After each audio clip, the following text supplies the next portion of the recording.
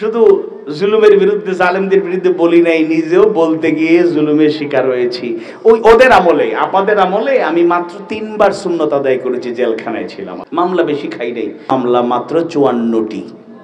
আলহামদুলিল্লাহ, এটা একটা সৌভাগ্যের ব্যাপার। কারণ চুরি করে, ছিনতাই করে, জায়গা জমি দখল করে, মানুষের উপর জুলুম চালিয়ে এইসব মামলা না। প্রত্যেকটা মামলাই বানোয়াট, মিথ্যা এবং আজগবি। কিছু মামলা হয়েছে, এগুলোর নাম দেওয়া হয়েছে গায়েবী মামলা। ছাত্র জনতা, বাংলাদেশের আপামর জনতা যখন বুক পেতে দিয়েছে, অবৈধ স্বরাষ্ট্রমন্ত্রীকে পুলিশ কর্মকর্তা বলছেন, স্যার আতঙ্কের ব্যাপার। কি আতঙ্ক? গুলি করি মারা যায়, লাশ সরানো হয়, গুলি করি আহত হয়, হসপিটালে নিয়ে যাওয়া হয়, আর বাকিগুলো দাঁড়ায়া থাকে, সরানো যায় না।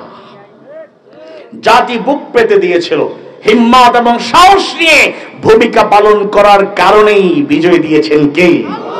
ইসকন বা সনাতন ধর্মাবলম্বী সবাইকে দোষ দেয়া যাবে না, বরং কিছু দেশদ্রোহী ওই জালেম যারা পালিয়েছে তাদের ইন্ধনে পাঁচাটা গোলাম হয়ে দেশকে অস্থিতিশীল করার জন্য বিভিন্ন নামে মাঝে মাঝে উকি দেওয়ার চেষ্টা করে। এদেরকে দমন করতে হবে, শক্ত হাতে মাথা চাড়া দেওয়ার সুযোগ দেওয়া যাবে না।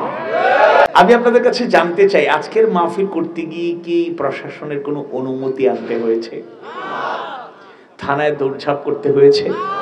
এরকম স্বাধীনভাবে সুন্দরভাবে আমরা একটা মাহফিল করার সুযোগ পেয়েছি, এতে খুশি না বেজার? 15.5 বছর একটা কঠিন সময় গিয়েছে। বিশেষ করে আমরা যারা হক কথা বলার চেষ্টা করেছি, রাসূল শিখিয়েছেন, জানিয়ে দিয়েছেন, কুলিল হক ওয়া ইন কানা মুররা, সত্য বলো, সত্য প্রকাশ করো, যদিও তা তিক্ত হয়। যদিও মাহফিলগুলো হেদায়েতের উদ্দেশ্যে, মানুষের মধ্যে এমন কিছু দুর্বলতা আছে, উইকনেস আছে, যেগুলো দূর করার জন্য অনেকেই ভূমিকা পালন করেননি। হক কথাগুলো যারা বলেছেন তারা জাতির কল্যাণ করার চেষ্টা করেছেন, অথচ অনেকেই সেটাকে ইতিবাচকভাবে নেয়নি, মাহফিলগুলো বন্ধ করে দিয়েছে। মাহফিলে জারি হয়েছিল 144। যারা এরকম 144 জারি করে কোরআনের আওয়াজকে স্তব্ধ করতে চেয়েছিল, আল্লাহর খাস মেহেরবানিতে তাদের উপর 144 জারি হয়ে গিয়েছে। যারা খুব দাম্ভিকতার সাথে বলতো, এই নোয়াখালীর রত্ন আমাদের শ্রদ্ধেয় ব্যক্তি ছিলেন, এখনো আদর্শিক পথে, ভালো পথে কাজ করলে আমরা তাদেরকে রেসপেক্ট করব। তিনি বলতেন, পালাবো না, প্রয়োজনে ফখরুল সাহেবের বাসায় গিয়ে উঠবো। ঠাকুরকের বাড়ি আছে না, এখন শুনলাম গৌহাটিতে ঘোরাঘুরি করতেছে। তো যাই হোক, যারা বলেছিল কোরআনের আওয়াজ স্তব্ধ করে দেবে, ষড়যন্ত্র করেছিল, তারা টিকে থাকতে পারে নাই। আগামীতেও যদি এরকম কেউ করে, দুনিয়ার যে কোনো জায়গায়, তাদের পরিকল্পনা কুটকৌশল স্থায়ী নয়, এক আযীম সত্তার পরিকল্পনায় জমিনে কার্যকর হয়। তিনি কে? মাকারু ওয়া মাকারাল্লাহ ওয়াল্লাহু খায়রুল মাকিরিন। ইমানদার ভাইয়েরা, মুমিন মুমিনা ভাই বোনেরা, আল্লাহ সুবহানাহু ওয়া তাআলা যুগে যুগে মানবতার হেদায়েত নিশ্চিত করার জন্য যখন যেখানে প্রয়োজন সেই জায়গাতে নবী এবং রাসূল প্রেরণ করেছিলেন। আদম আলাইহিস সালাম থেকে সেই নবুয়তের ধারাবাহিকতা শুরু হয়ে গেল। আর খাতামুন নবিয়্যিন হিসেবে সাইয়্যিদুল মুরসালিন, সাইয়্যিদুল আম্বিয়া মুহাম্মদুর রাসূলুল্লাহ সাল্লাল্লাহু আলাইহি ওয়াসাল্লাম, তিনি দায়িত্বের পরিপূর্ণতার মাধ্যমে আমাদের জন্য হেদায়েতের সেই শিক্ষা দীক্ষা, সেই আলো রেখে গিয়েছেন। যুগে যুগে নবী রাসূলরা মৌলিকভাবে যে দাওয়াত, যে মিশন আর ভিশন নিয়ে কাজ করেছেন, তাদের মৌলিক প্রধানতম দায়িত্ব ছিল আনিউবুদুল্লাহ ওয়াজতানিবুত তাগুত। আল্লাহর গোলামির দিকে তারা আহ্বান জানিয়েছে, আল্লাহর গোলাম বানানোর চেষ্টা করেছেন, আল্লাহর গোলামি প্রতিষ্ঠার চেষ্টা করেছেন। তাগুত থেকে, বাতিল থেকে, শয়তানের পদাঙ্ক থেকে মানবতাকে মুক্তি দেওয়ার চেষ্টা করেছেন। একদিকে নবী এবং রাসূল আল্লাহর পক্ষ থেকে সেই সত্য সুন্দরীর পক্ষে ভূমিকা পালন করে গিয়েছেন। এর বিপরীতে সূচনা লগ্ন থেকে একটা শ্রেণী বিরোধিতায় লিপ্ত হয়ে গেল। তারা তাগুত, বাতিল, বিরুদ্ধবাদীরা, শয়তানের পদাঙ্ক অনুসরণকারীরা আল্লাহর গোলামি থেকে সরানোর জন্য চেষ্টা করল। এমনকি বনি ইসরাইলের ইতিহাস আমরা যতটুকু জানি, বনি ইসরাইলরাই শত শত নবীকে হত্যা করেছে, শহীদ করেছে, দুনিয়া থেকে বিদায় করেছে। সেই ধারাবাহিকতায় ষড়যন্ত্র ছিল, আজও দুনিয়ায় আছে, কিয়ামত পর্যন্ত থাকবে। কিন্তু ষড়যন্ত্রকারীদের, বিরুদ্ধবাদীদের ষড়যন্ত্র চক্রান্ত স্থায়ী হয় না। এই জমিনে যার ফয়সালা কার্যকর হয়, আওয়াজ বাড়িয়ে বলুন তো তিনি কে?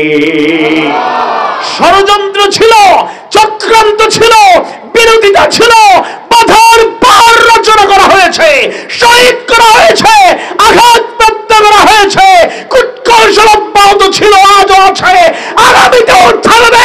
কিন্তু বাতিল বিরুদ্ধবাদীদের ষড়যন্ত্র এই জমিনে স্থায়ী হবে না, আল্লাহর ফয়সালাই কার্যকর হবে।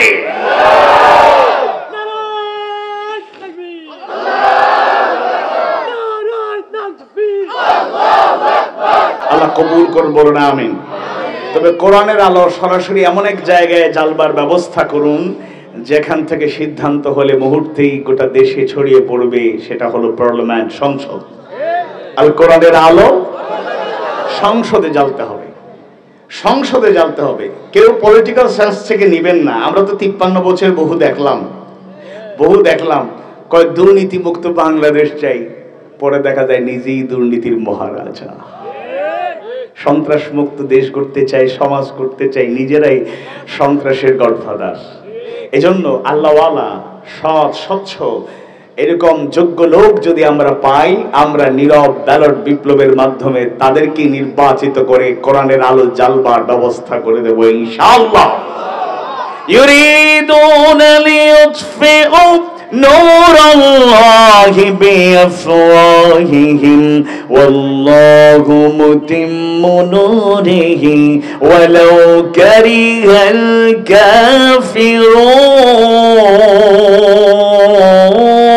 الكافرون। আল্লাহর আলোকে তিনি প্রজ্বলিত রাখবেন। যতই ষড়যন্ত্র হোক, চক্রান্ত হোক, এক মুহূর্তের জন্য সেটাকে স্তব্ধ করা যাবে। আওয়াজ বাড়ি বলুন, স্তব্ধ করা যাবে যাবে না। আল্লাহ তাআলা সেই আলোকে প্রজ্বলিত রাখার জন্য আল্লাহর গোলামেরা যারা আছে, আমরাও যেন সহযোগী হিসাবে ভূমিকা পালন করতে পারি। আল্লাহ তাআলা সেই তৌফিক দান করুন, আমিন। আমি আপনাদের সামনে কোরআনুল কারীমের 10ম সূরা, অত্যন্ত অর্থবহ তাৎপর্যমণ্ডিত সূরা, সূরা ইউনূসের 57 নম্বর আয়াতে কারিমার আলোকে, 57তম আয়াতে কারিমার আলোকে আল্লাহ তাআলা মানব জাতিকে উদ্দেশ্য করে, মানুষকে উদ্দেশ্য করে কোরআনের যে 4টা বৈশিষ্ট্য উল্লেখ করেছেন, সেই 4টি বৈশিষ্ট্য আমরা উপস্থাপন করতে চাই। এবং ওই 4টি বৈশিষ্ট্য থেকে আমরা নিঃসন্দেহে সবাই কল্যাণ পাবো, মুক্তি পাবো, দুনিয়া আখিরাতে কামিয়াব হওয়ার সুন্দর নির্দেশনা পাবো ইনশাআল্লাহ। এই সূরাটি অত্যন্ত গুরুত্বপূর্ণ সূরা। তাফসীর ইবনে কাসিরের বর্ণনা এসেছে এই সূরাটি মক্কায় নাজিল হয়েছে। আর তাফসীরে কুরতুবীর বর্ণনা এসেছে 3টি আয়াতে কারিমা মদিনায় নাজিল হয়েছে, বাকিগুলো ঠিক আছে। 98 নম্বর আয়াতে কারিমায় ইউনুস শব্দকে বাছাই করে চয়ন করি সূরার নাম হয়েছে সূরা ইউনুস। হযরত ইউনুস আলাইহিস সালাম আল্লাহর প্রেরিত এক শ্রেষ্ঠ পয়গম্বর ছিলেন, সুবহানাল্লাহ। তার নামে এই সূরাটি নাজিল হয়েছে এবং এই সূরার আয়াত সংখ্যা হচ্ছে 109। তার মধ্যে একটি আয়াতের আলোকে আমরা আলোচনা করব। বেশি রাত পর্যন্ত আলোচনা করে আপনাদের কষ্ট দেব না, কারণ যদি ফজরের সালাতটাই যথাযথভাবে আদায় করতে না পারেন তাইলে মাহফিল সফল না ব্যর্থ? বাস্তবতা বুঝাচ্ছি। তাইলে মাহফিল বেশি লম্বা বা দীর্ঘ করে নিয়মিত নামাজিরাও যদি মসজিদে আসতে না পারে, ফজরের সালাতটা আদায় না করতে পারে, এইসব মাহফিল জাতির কোনো উপকারে আসবে না। মাহফিল হবে হেদায়াতের উদ্দেশ্যে। আল্লাহ তুমি কবুল করো। يا أيها الذين تقولون ما لا تفعلون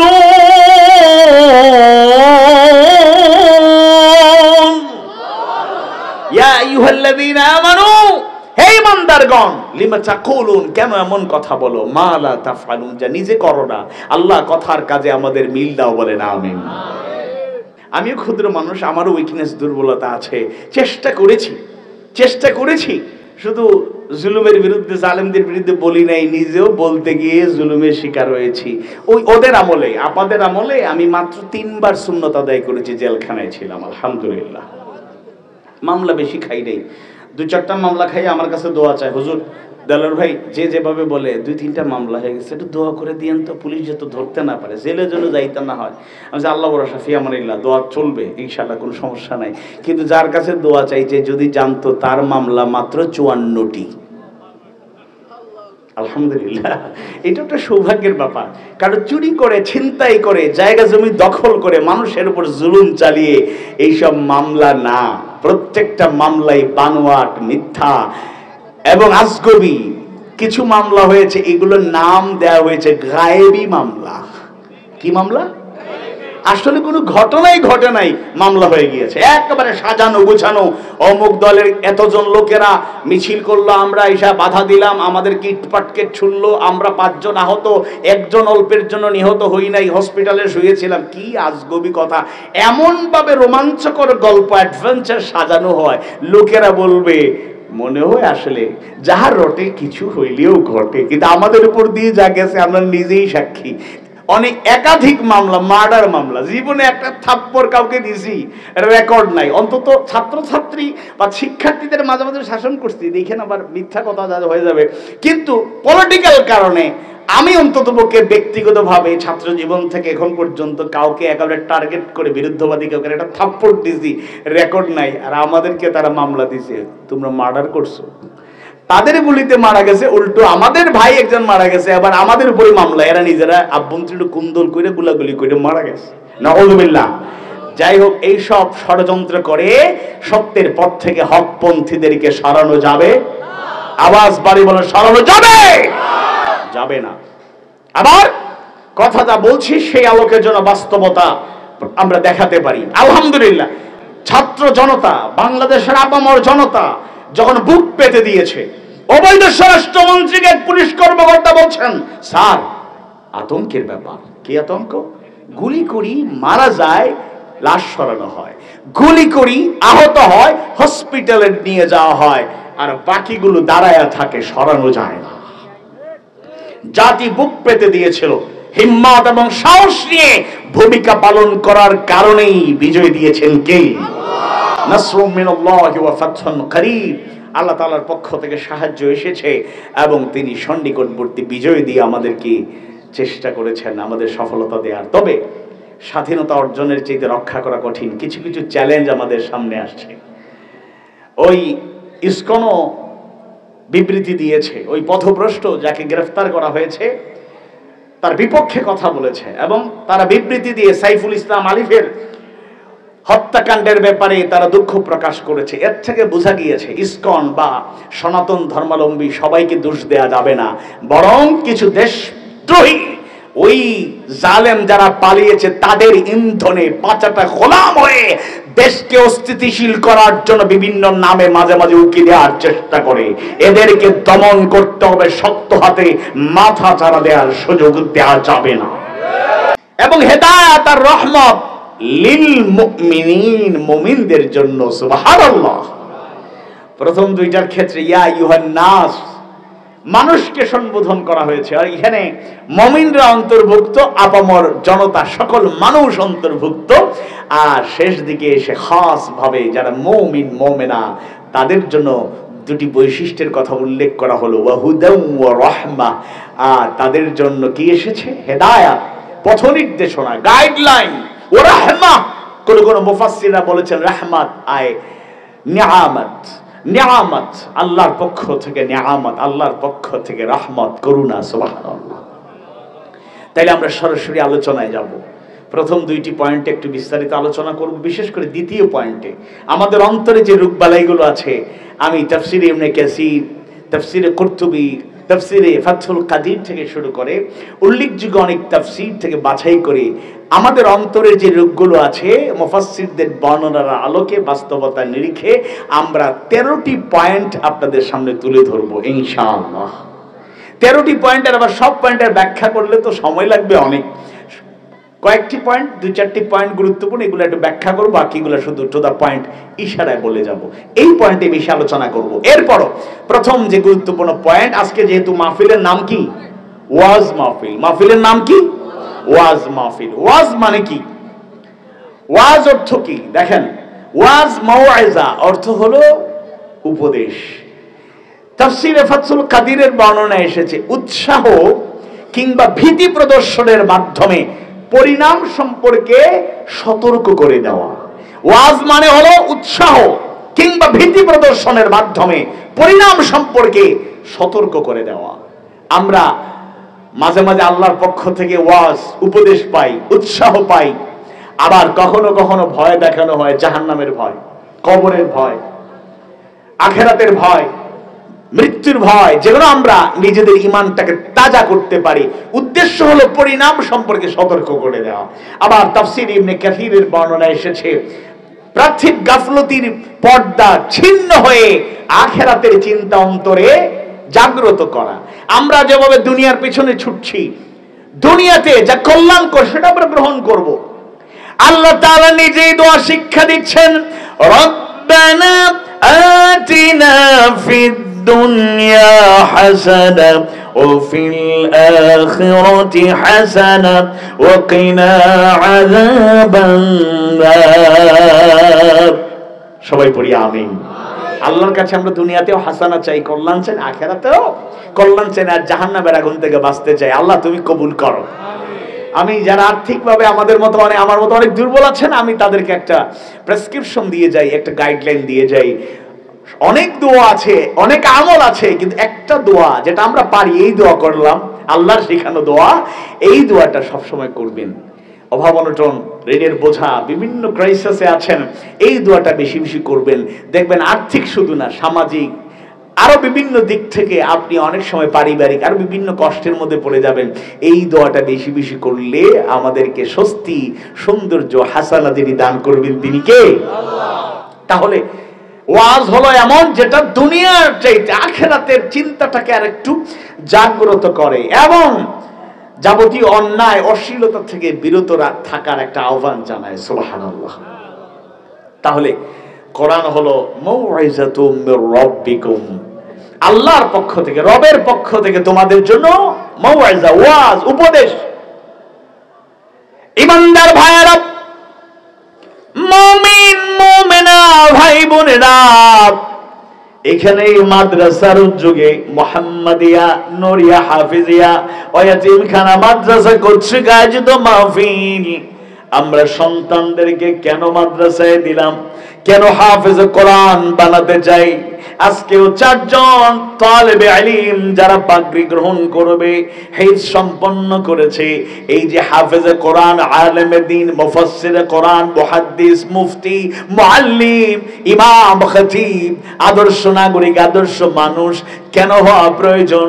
নিঃসন্দেহে এখানে বাবারা আছেন, সন্তানরাও আছেন, কোন কোন ক্ষেত্রে অনেকেই 3টা জেনারেশন এখানে আছেন। দাদা আছেন, বাবা আছেন, আবার সন্তান আছেন। মনোযোগ দিয়ে শুনুন, কোরআনটা এমন ওয়াজ যেগুলো বাবা মায়ের প্রতি আমাদের দায়িত্ববোধ আরো বাড়ায় দেয়। সূরা বনী ইসরাঈলের 23 এবং 24 নম্বর আয়াত কারিমায় আল্লাহ সুবহানাহু ওয়া তাআলা জানায় দেন, 23 নম্বর আয়াত কারিমার শুরুতেই 2টা ফয়সালা জানায় দেন, ওয়া কাদা ربك ألا تعبدوا إلا إياه وبالوالدين إحسانا। আল্লাহ তাআলা তার পক্ষ থেকে 2টা ফয়সালা জানায় দেন। একটা ফয়সালা হলো একমাত্র গোলামি করতে হবে কার? আল্লাহ ছাড়া আর কারো গোলামি করা যাবে না। আর দ্বিতীয় দ্বিতীয়ত আল্লাহ তাআলা জানায় দেন ও বিল ওয়ালিদাইনি ইহসানা, আর পিতামাতার সাথে সদ্ব্যবহার করো, সদ্ব্যবহার করবে, সদাচরণ করবে, উত্তম ব্যবহার তাদের সাথে করবে। একটু খেয়াল করে শুনুন, যেই বাবা এখনো শক্তি সামর্থ্য আছে, এখনো নিজে কিছু করতে পারে, চলতে পারে, সেই বাবা হয়তো সন্তান যদি তাকে ভুলে যায়, সেই বাবা তার বাকি জীবনটুকু পার করে নেবে, স্বাভাবিকভাবে চলতে পারবে। যেই মায়েদের সক্ষমতা আছে, এখনো শক্তি সামর্থ্য, কিছু করার মতো, চলার মতো সুযোগ আছে, তারা তাদের জীবনটা হয়তো সন্তান ভুলে গেলেও পার করতে পারবে। কিন্তু যারা বৃদ্ধ বৃদ্ধা বুড়া বুড়ি হয়ে যায়, ওই বাবা মা কতটা অসহায় হয়ে যায়, সবচাইতে বেশি যিনি জানেন তিনি কে? সেই রব্বুল আলামিন। তাই সন্তানদের উদ্দেশ্যে জানায় দেন, বাবা মা যখন বৃদ্ধ বৃদ্ধা বুড়ো বুড়ি হয়ে যাবে, অসহায় হয়ে যাবে, একা একা চলতে ফিরতে পারবে না, জীবন যাত্রা অব্যাহত রাখতে পারবে না, এমন অবস্থায় তাদের সাথে কেমন করে কথা বলতে হবে, কি আচরণ করা লাগবে, আল্লাহ তাআলা জানায় দেন ইম্মা ইয়াবলুগান্না ইনদাকা إما يبلغن عندك الكبر أحدهما أو كلاهما فلا تقل لهما أف ولا تنهرهما وقل لهما قولا كريما।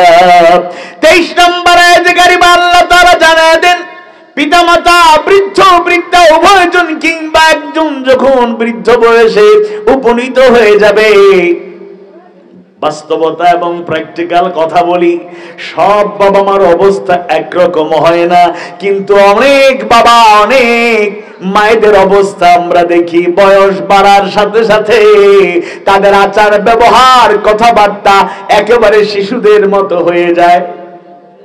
তাই এমন কথাবার্তা সন্তানের সাথে বাবা মা বলতে পারে, এমন আচরণ করতে পারে, আপনি বিরক্ত হয়ে যাবেন, আপনার ভালো লাগবে না। এরপর আল্লাহ তাআলা জানায় দেন, যদি তারা বিরক্তিকর আচরণ করেন, বিরক্তিকর কথা বলেন, ফালা তাকুল লাহুমা উফ, সুতরাং তোমরা তাদের সাথে উফ শব্দটিও ব্যবহার করবে না। সন্তানদেরকে আল্লাহ তাআলা জানায় দিলেন, বাবা মায়ের সাথে উফ শব্দটি উচ্চারণ করা যাবে না, মানে বিরক্তির উদ্রেক হতে পারে, এরপরে বিরক্ত হওয়া যাবে না। ওয়ালা তানহারহুমা, তাদের সাথে কথা বলতে গিয়ে ধমক দিয়ে কথা বলা যাবে, কথা বলে না, বলা যাবে না। কিন্তু এমন অনেক সন্তান তো আছে, মাকে ধমক দেয়, মা তুমি কদ্দূর পড়ালেখা করছো, প্রাইমারি পাস করতে পারো নাই, দস্তকতা ঠিক মতো করতে পারো নাই, তুমি এত কথা বলো কেন, চুপ থাকো, তোমার বৌমার কথা শোনো, দেখো সে মাস্টার ডিগ্রি ঢাকা ইউনিভার্সিটি থেকে পিএইচডি করছে, বুঝো না? আছে না ভাই? কপাল পোড়া আছে না নাই? স্ত্রীকে অবজ্ঞা করার কথা বলছি না, মায়ের জায়গায় মা, বাবার জায়গায় বাবা, স্ত্রীর জায়গায় স্ত্রী, সন্তানের জায়গায় সন্তান, যার যার অধিকার 100% আমরা প্রতিষ্ঠার চেষ্টা করব, কিন্তু একজনকে মূল্যায়ন করতে গিয়ে আরেকজনকে ছোট করা যাবে না। এরপরে আল্লাহ বলছেন কিভাবে কথা বলতে হবে, কাউলান কারীমা, সম্মান দিয়ে কথা বলো। 24 নম্বর আয়াতে কারিমা আবার দুইটা নির্দেশনা, শেষে আছে দোয়া, এর আগে আল্লাহ তাআলা বলছেন ওয়াখফিদ লাহুমা জানাহাল যুল্লি মিনার রাহমাহ। একটু প্র্যাকটিক্যাল কথায় আসি, গ্রামে গঞ্জে দেখবেন মুরগি, ছোট ছোট বাচ্চা যখন একেবারেই জন্ম হয়, এখনো ভালো করে হাঁটতে শিখে নাই, দৌড়াতে শিখে নাই, চলতে শিখে নাই, মুরগিটা ডানা মেলে ধরে, বাচ্চারা সেই ডানায় আশ্রয় নেয়, সেই জায়গায় তারা সময় অতিবাহিত করে। চিল কিংবা কোনো প্রাণী যদি বাচ্চাদেরকে হামলা করে, দেখবেন মা প্রথমে ডানা মেলবে, বাচ্চারা ডানার ভেতরে ঢুকে যায়। এরপরে ওই মুরগি তার চাইতে কত ক্ষমতাবান, যত ক্ষমতাবান হোক না কেন, তার বাচ্চাদেরকে হেফাজত করার জন্য, রক্ষা করার জন্য চিল কিংবা অন্য প্রাণীর দিকে তেড়ে যায়, এগিয়ে যায়। সুবহানাল্লাহ। আমরাও যখন ছোট ছিলাম হাঁটতে শিখেছি, দৌড়াতে শিখেছি, বাবা মা চোখে চোখে রাখতো, কোন কাজে লাগলে কাউকে দায়িত্ব দিত, দেখে রাখবা নতুন হাঁটা শিখেছে, দৌড়ানো শিখেছে, রাস্তায় চলে যায় কিনা, গাড়ির নিচে পড়ে যায় কিনা, পুকুরে ডুবায় পড়ে যায় কিনা। কারণ অনেক সন্তান পুকুরে ডুবে পৃথিবী থেকে বিদায় নেয়, রাস্তায় চলে যায়, গাড়ি ধাক্কা লেগে পৃথিবী ছেড়ে চলে যায়। বাবা মা যতদিন বেঁচে থাকে সেই ছোট্ট বাচ্চাগুলোকে ডানা যেভাবে মেলে ধরে, সেই মুরগি তার বাচ্চাদেরকে আগলে রাখার চেষ্টা করে, বাবা মা সারাটা জীবন সন্তানদেরকে আগলে রাখার চেষ্টা করে। সেই বাবা মা বুড়ো হয়ে গেল, বুড়ি হয়ে গেল, নিজের ঔষধটা নিজে চিনে না, একা একা চলতে পারে না, হাঁটতে পারে না, একা একা জীবন যাপন স্বাভাবিকভাবে করতে পারে না। যখন অসহায় হয়ে যায়, আল্লাহ তাআলা সন্তানদেরকে বললেন রহমতের ডানা মেলে ধরো, বাবা মাকে আগলে রাখো। সুবহানাল্লাহ। ওয়াকুর রাব্বিরহামহুমা কামা রাব্বায়ানি সগীরা। আল্লাহ তাআলা দোয়া শিক্ষা দিলেন, পড়ুন, বলুন রাব্বিরহামহুমা কামা রাব্বায়ানি সগীরা। সবাই পড়ি আমিন। তবে একটা ভুল ধারণার অপনোদন হওয়া দরকার। অনেকেই মনে করেন বাবা মা ইন্তেকাল করার পরে তাদের জন্য এই দোয়াটা করব, অথচ অধিকাংশ মুফাসসিররা বলেছেন জীবিত বাবা মায়ের জন্য এই দোয়াটা বেশি কার্যকর। বিশেষ করে তাদের বয়স যখন বেড়ে যাবে তখন তাদের জন্য বেশি বেশি করে দোয়া করতে পারে। এই দোয়াটাই তাদের জন্য প্রধান দোয়া, রব্বিরহামহুমা কামা রাব্বায়ানি সগীরা। কোরআন হলো এরকম ওয়াজ যেগুলো আমাদের হৃদয়কে বিগলিত করে, এই যেগুলো আমাদেরকে ঈমান আমলকে সমৃদ্ধ করার হাতছানি দেয়, মানুষের অধিকার প্রতিষ্ঠার তাগিদ দেয়। এই হলো কোরআনের এক নাম্বার বৈশিষ্ট্য। কোরআন হলো মাউইজা, ওয়াজ। এবার আসুন মূল পয়েন্ট, যেটা আমাদের জানা দরকার, এবং এই দুর্বলতাগুলো আমাদের মধ্যে আছে, কম বেশি আছে। এই দুর্বলতা কাটিয়ে উঠতে না পারলে দুনিয়াতেও বরবাদ হবে সবকিছু, আখিরাতেও আমরা ঠকবো। আল্লাহ তুমি কবুল করে হেফাজত কর। আর তো আওয়াজ বাড়িয়ে বলুন আমিন। আপনাদের কষ্ট হচ্ছে? ভাষা বোঝা যায় না? তোরা সিলেটি কইলি তা মাঝে মাঝে কিতা কিতা কই না আপনি। আমিও তো নোয়াখালীর ভাষা খুব এনজয় করি। কি করি? এনজয় করি, মজা লাগে। প্রথম যখন আসলাম, প্রথমে আসার পরে আমাকে হুজুর ভালো আছেন কেন? আমি তাকাই, কই কি ভালো আছেন কেন? কই আমি ভালো থাকবো না? ভালো আছেন কেন হুজুর? ভালো আছেন কেন? আমাকে ভালো কেন আমি থাকবো, মানে আমি কি ভালো থাকবো না? খোদা লাগছে, খাওয়া দাওয়া করবো। হুজুর ভাত খাবেন কেন? আমি বললাম আমারে দাওয়াত দিলেন কেন? ওয়াজ করবো, আবার হুজুর ওয়াজ করবেন কেন? আমি সিলেট থেকে আসলাম কেন? তো যাই হোক, এটা ভাষার মাধুর্য, বলেন আলহামদুলিল্লাহ। আর একেবারে উখিয়া টেকনাফ কক্সবাজারে গেলে ওই জায়গায় তো আমার মাহফিল আবার বেশি, ওই জায়গাতে গেলে মনে হয় বাংলাদেশে নাই, মিয়ানমারে ঢুকে পড়ছি। হুজুর কেন আছেন? গম আছি আলহামদুলিল্লাহ। হুজুর হডে কোথায়? গম আছি মানে কি? আমরা তো বুঝেন কাছাকাছি, ভালো আছি। কোথায় গম আর কোথায় ভালো? বাংলাদেশের অধিকাংশ জায়গায় গম চাষ করে মানুষ, রুটি আরো কত কিছু বানানোর চেষ্টা করে, আর ওরা গম মানে ভালো। সুবহানাল্লাহ, কি ভাষার বৈচিত্র্য!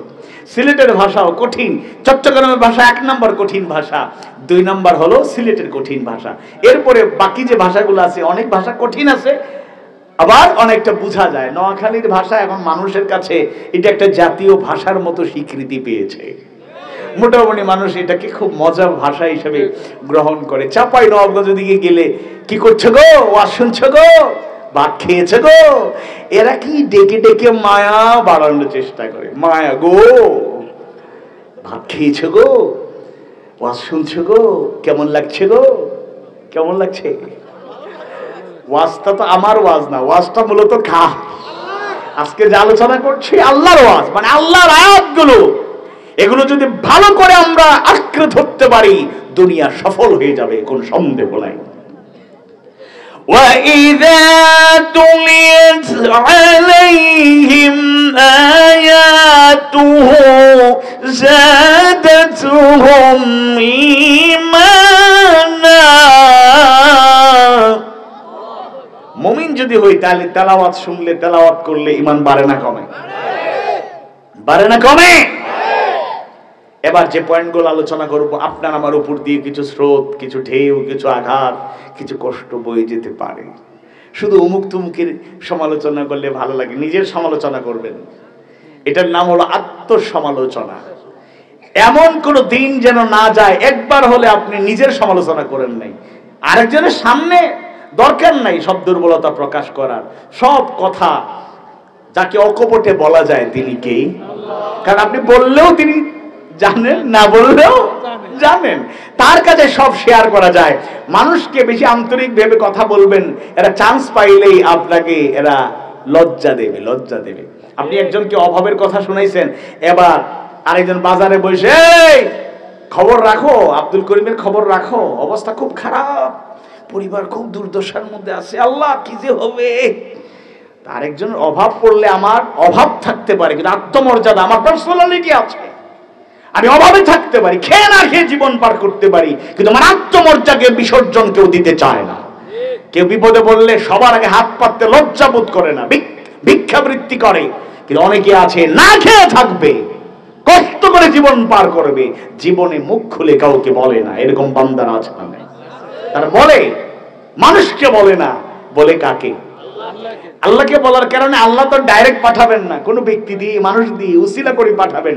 কিন্তু আমরা মানুষকে বলে যতটা উপকার পাবো, যিনি সাহায্য করছেন হাত পাতলে তিনি দেবেন, আবার তার কাছে না বলে আল্লাহর কাছে বলতে পারলে তার মাধ্যমে আল্লাহ সাহায্য পৌঁছে দেবেন। একটা হলো আপনি নিজে গিয়ে বলছেন আমার একটু সাহায্য করুন, আর আরেকটা আব্দুল সত্তার সাহেব মতো লোক বাড়ি গিয়ে বলছে, কি তোমার কি কোনো সমস্যা? কয়দিন থেকে দেখি না, আসলে লজ্জায় বলতেছি না, একটু সমস্যা আছে। আচ্ছা চিন্তা করে না, রাখো, এগুলো রাখো, কিছু খরচ করো। তাইলে একজনের মাধ্যমে সাহায্য চাইলেও তিনি করবেন, আবার তার কাছে না বললেও আল্লাহর কাছে যদি বলেন, হয়তো উনার মাধ্যমে সাহায্যটা পৌঁছানোর ব্যবস্থা করবেন কে? তাইলে তার কাছেই চাইতে হবে ইনশাআল্লাহ। আসুন কি কি রোগ আছে, টু দ্য পয়েন্ট বলি। এক নম্বরে অজ্ঞতা, ইগনোরেন্স, মূর্খতা, না জানা। এই দুর্বলতা কম বেশি আমাদের সবার মধ্যে আছে, আমরা কষ্ট নিবেন না। আসুন আলোচনায় ঢুকি। সূরা জুমারের 9 নম্বর আয়াত কারিমায় আল্লাহ সুবহানাহু ওয়া তাআলা জানায় দেন, কুল হাল ইয়াস্তাউিল্লাযীনা ইয়া'লামুনা ওয়াল্লাযীনা লা ইয়া'লামুন। কুল বলুন, হাল ইয়াস্তাউিল্লাযীনা ইয়া'লামুনা ওয়াল্লাযীনা লা ইয়া'লামুন, যারা জানে আর যারা জানে না তারা কি সমান হতে পারে? রাসূল জানিয়ে দিয়েছেন এবং প্র্যাকটিক্যালি শিখিয়ে গিয়েছেন, তলাবুল ইলমি ফরিদাতুন আলা কুল্লি মুসলিম, প্রত্যেক মুসলমানের জন্য জ্ঞান অন্বেষণ করা ফরজ। তবে কি জ্ঞান আমাদেরকে অর্জন করতে হবে? একদম বাগডম ঘোড়াডম সাজে বাচ্চাদের শেখানো হয়, টুইঙ্কেল টুইঙ্কেল লিটল স্টার শেখানো হয়, আম পাতা জোড়া জোড়া মারবো চাবুক চড়বো গোড়া, ওরে বাবু সরে দাঁড়া, আসছে আমার পাগলা ঘোড়া। পাগলা ঘোড়া খেপেছে, চাবুক ছুরি মেরেছে, আছে না নাই? নতুন নতুন পায়রাগুলি জুটন বেঁধেছে, এরপরে ছুরি কলম ছুরি মেরেছে, ইত্যাদি ইত্যাদি ইত্যাদি। এগুলো কি মেসেজ জাতিকে আমরা দিচ্ছি? কয় অতে অজগর, ভয় দেখায় বাচ্চাদেরকে, শুরুতেই ভয়। আতে আমটি আমি খাবো পেরে, ওতে সরে ওতে কি হয়? ওতে অজগরটি আসছে তেরে, আতে আমটি আমি খাবো পেরে। কার গাছের আম খাও? নিজের গাছেরটা নাকি অন্যের গাছেরটা? আছে না নাই? বাচ্চারা চান্স পাইলে বিভিন্ন গাছে ঢিল মারে, আম খায়, এটা করা যাবে না। করা যাবে যদি ওতে বলা হতো অজু, হ্যাঁ ওতে অজু, আতে আজান, এরকম করে করে শিক্ষা দেওয়া হতো। আপনার মুরব্বী যারা, অনেকে আপনারা কবিতা পেয়েছেন, একজন মুসলিমের লেখা কবিতা, কিন্তু কত সুন্দর। সকালে উঠে আমি মনে মনে বলি, সারাদিন আমি যেন ভালো হয়ে চলি, আদেশ করেন যাহা মোর গুরুজনে, আমি যেন সেই কাজ করি ভালো মনে। আর এখন বাচ্চাদেরকে আমাদের মিলন ভাই বা উস্তাদরা যদি একটু ব্যাত নেন, অথবা শিক্ষক কোন স্যার যদি প্রাইমারি স্কুলে মনে করেন ব্যাত নেন অথবা হাই স্কুলে, এবার ছাত্ররা বলে, ছোট বাচ্চারা 5-6-এ পড়ে, বলে স্যার বা হুজুর বা জনাব আমারে মারবেন। আচ্ছা মারতে পারেন, তবে থানার নতুন ওসি সাহেবের সাথে আব্বার কিন্তু ভালো একটা আন্ডারস্ট্যান্ডিং আছে। থানার ভয় দেখায়, মামলার ভয় দেখায়, আছে না নাই? যেদিন থেকে এরকম আইনানুগ ব্যবস্থা নেওয়া হচ্ছে, ব্যাপকভাবে ছড়িয়ে দেওয়া হচ্ছে, দেখবেন, খেয়াল করে দেখবেন, সেদিন থেকেই বেয়াদব শিক্ষার্থীদের মধ্যে বেয়াদব বাড়তে শুরু করেছে। শাস্তির নামে জুলুম, এটা আমি কখনোই সাপোর্ট করি না, ইসলাম এটা সমর্থন করে না। শাস্তির নামে জুলুম করা এটা নিষেধ, এটা করা যাবে না। কিন্তু একেবারে যদি শাস্তি উঠিয়ে নেওয়া যায় তাইলে সবাই পড়বে না। কিছু কিছু বাচ্চারা প্রতিষ্ঠানের কড়াকড়ি না থাকলেও বাসা বাড়ির কড়াকড়ির কারণে, আব্বা আম্মার কড়াকড়ির কারণে, অভিভাবকের কড়াকড়ির কারণে সে কিন্তু তার পড়াশোনা কন্টিনিউ করতে পারবে। আর ছোট মানুষ, টিনেজ 13 থেকে 19, যেই চাঞ্চল্যকর বা একটা চাঞ্চল্যপনা তাদের মধ্যে থাকে, একেবারে উত্তেজনা, ইমোশন আলাদা থাকে।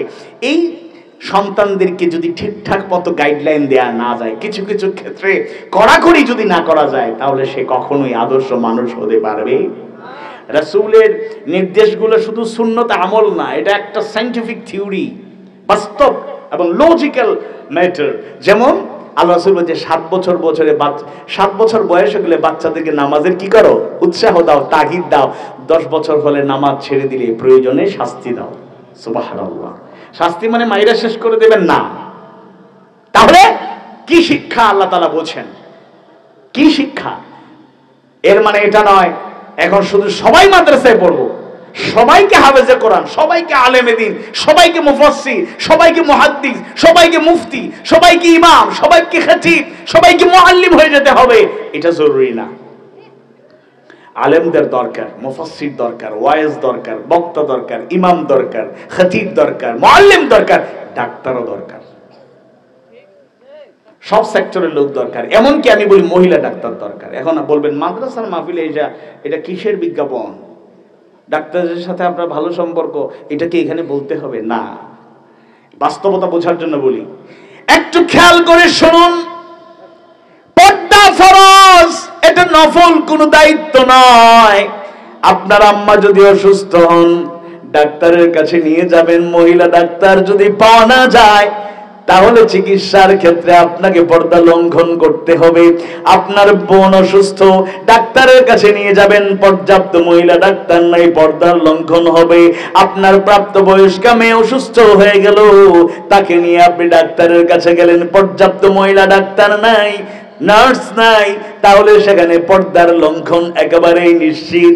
আপনার স্ত্রী অসুস্থ, নিয়ে গেলেন ডাক্তারের কাছে, হসপিটালে, ক্লিনিকে চলে গেলেন, পর্যাপ্ত মহিলা ডাক্তার, ওই বিভাগের মহিলা ডাক্তার যদি না থাকে, পর্দা একেবারেই লঙ্ঘিত হবে। সুতরাং আলেমদের দরকার, মুফাসসির দরকার, ইসলামিক স্কলার দরকার, অবশ্যই সেটা দরকার। তবে ওই সেক্টরের লোকগুলোরও অবদান কম নয়। তবে ডাক্তার বানালেই শুধু চলবে না, পরে লোকেরা বলবে ডাক্তার না কসাই। এই স্লোগান আছে না নাই? কারণ তার মধ্যে মনুষ্যত্ববোধ যদি না থাকে, আখলাক হাসানা, ইমানি চেতনা, দ্বীনি চেতনা, আমানতদারিতা, মানুষকে জুলুম করার প্রবণতা যদি দমন করতে না পারে, আদর্শিকতা না থাকে, সেই ডাক্তার জাতির উপকারের চাইতে অপকার করবে বেশি। ক্লিনিকগুলো আজকে বাংলাদেশের চিকিৎসা অনেক এগিয়ে গিয়েছে, খবর রাখবেন। এখনো বিদেশে চিকিৎসার জন্য যাওয়া হয়। ওই যে ইন্ডিয়ান এক বড় নেতা ইদানিংকালে থ্রেট করছে যে চিকিৎসা ভিসা বন্ধ করে দেন, এই করেন সেই করেন। বাপরে বাপ, আমাদের দেশও পিছনে নাই। বিদেশের চিকিৎসা বাংলাদেশে আছে না নাই? আপনার হ্যাঁ, যারা ইচ্ছে করে নানা টেস্ট, বিভিন্ন অকারণে বিল বাড়িয়ে দেয়, এটা অনৈতিক কাজ। কিন্তু বাস্তবিক অর্থেই আইসিইউ এবং বিভিন্ন যেই সরঞ্জামাদি বড় বড় হসপিটালে ঢাকায় ব্যবহার করে, একদিনের বিল 1 লাখ 1.5 লাখ টাকা চলে আসে। 5-7 দিন 10 দিন রাখলে 15 লাখ 20 লাখ। অর্থাৎ বিদেশে গিয়ে যারা চিকিৎসা নেওয়ার কথা ছিল, বাংলাদেশে এইরকম ইফেক্টিভ চিকিৎসা শুরু হয়েছে। আল্লাহ যদি মেহেরবানি করেন, তাহলে বাংলাদেশেই সুস্থ হওয়া সম্ভব ইনশাআল্লাহ। তবে ডাক্তারদের মধ্যে দিনের চর্চা বাড়াইতে হবে, কোরআনের চর্চা বাড়াইতে হবে, হাদিস সুন্নাহর চর্চা বাড়াইতে হবে। এমন কিছু ডাক্তার, মানবিক ডাক্তার বাংলাদেশে আছেন যারা ডাক্তার অনেককেই পরামর্শ দেন। মনে করেন আপনার এই রোগের অন্যতম কারণ হলো আপনি চেইন স্মোকার। মানুষ এত ক্ষতিকর জানার পরও আপনার কষ্ট নিবেন না, সিগারেট ছাড়ে না। সিগারেটের প্যাকেটে লেখা থাকে কি ধূমপান কি ঘটায়, মৃত্যু ঘটায়। ইচ্ছা করে আমি মৃত্যুকে কাছে টেনে আনি। ধূমপান ক্যান্সারের কারণ, অমুক চুমুক বড় বড় ভয়াবহ রোগ, ছবি পর্যন্ত রোগের ছবি দিয়ে দেয়। এরপর লোকেরা কয় আসলে সতর্ক থাকা দরকার, আর কয়দিন খাই আছে না। কিছু ডাক্তার আছে আবশ্যিক যারা ওষুধও দেয় আবার মোটিভেশন চালায়। এগুলো ছাড়েন, ইসলামে তো নিষেধ করেছে, এগুলোর থেকে দূরে থাকেন। মকরু না, এগুলো হারাম। এগুলো থেকে আপনি আপনার নিজের জীবনকে শেষ করে দিচ্ছেন। আয়াত হাদিস দিয়ে যখন ডাক্তার ওয়াজ করে, ওই ক্ষেত্রে আলেম হুজুরদের ওয়াজের চাইতে ডাক্তারের ওয়াজটা ইফেক্টিভ। অনেকে দুশ্চিন্তা, ডিপ্রেশন, ফ্রাস্ট্রেশন, আজকে আলোচনার পয়েন্টও আছে। অনেকে টেনশন দেখা, ডাক্তার আছে এমন রোগী ঢুকছে একেবারে বোঝা যাচ্ছে এখনই মারা যাবে। আসসালামু আলাইকুম ওয়া রাহমাতুল্লাহ। ওয়ালাইকুম আসসালাম ওয়া রাহমাতুল্লাহ। কি হইছে আপনার, এত টেনশন করছেন কেন? না ডাক্তার সাহেব অবস্থা ভালো না, আমি মনে হয় আর বাঁচবো না। আরে টেনশন করেন না, এটা দেখি দেখি দেখি এটা কোন রোগ হলো? আমার চেম্বারে কত রোগী আসলো এরকম টেনশন করছে, তারা এখন পুরোপুরি সুস্থ, 100% সুস্থ। সুবহানাল্লাহ। এমন ভাবে উৎসাহ দিয়েছে। এরপরে কোরআন হাদিসের আগে বলেছে ইস্তাঈনু বিস-সাবরি ওয়াস-সালাহ, আল্লাহর কাছে সবর করেন, নামাজ পড়েন, আল্লাহর কাছে সাহায্য চান, দেখবেন আল্লাহ ইনশাআল্লাহ। অনেক এখানে মুরব্বীরা আছেন, সাক্ষী দেন। এমন রোগ হয়েছিল আপনি ভয় পেয়ে গিয়েছিলেন, এখন 10 বছর আগে সেই রোগ তো গেছে গেছে, এখন স্বাভাবিক জীবন যাপন করছেন। এরকম আছে না নাই? তাইলে এইরকম ডাক্তার হয় যারা ইসলামিক মোটিভেশন চালায়, কোরআন হাদিস সুন্নাহর আলোকে মানুষকে নামাজি বানানোর জন্য উদ্বুদ্ধ করে, মাঝে মাঝে ইসলামী বই দেন, নেন ওষুধও খান, লোকে বইটাও পড়বেন। সুবহানাল্লাহ। তাহলে মূল কথা হলো আমরা সবাই মুফতি, মুহাদ্দিস, মুফাসসির, মুআল্লিম, ইমাম, খতিব, বড় বড় স্কলার হয়ে যাব, এটা জরুরি না। কিন্তু ততটুকু জ্ঞান আমাদের থাকতে হবে যা দিয়ে আল্লাহকে ভালো করে চেনা যায়, রাসূলকে ভালো করে চিনতে পারি, আমরা যেন আমাদের ইবাদত বান্দেগিগুলো ঠিকঠাক মতো করতে পারি। এবার প্র্যাকটিক্যাল অল্প একটা উদাহরণ দিই, এই পয়েন্টটা বেশি জরুরি। একটু খেয়াল করে শুনুন।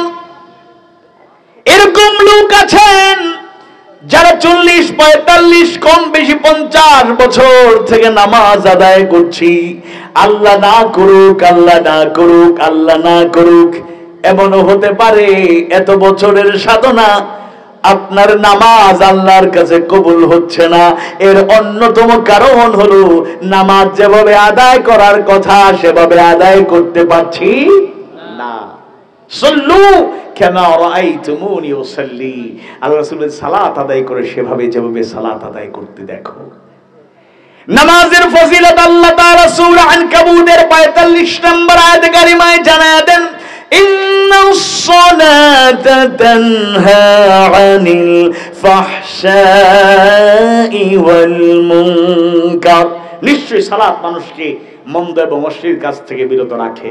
কিন্তু আপনারা দেখবেন নামাজও পড়ে আবার সিনেমাও দেখে, আছে না?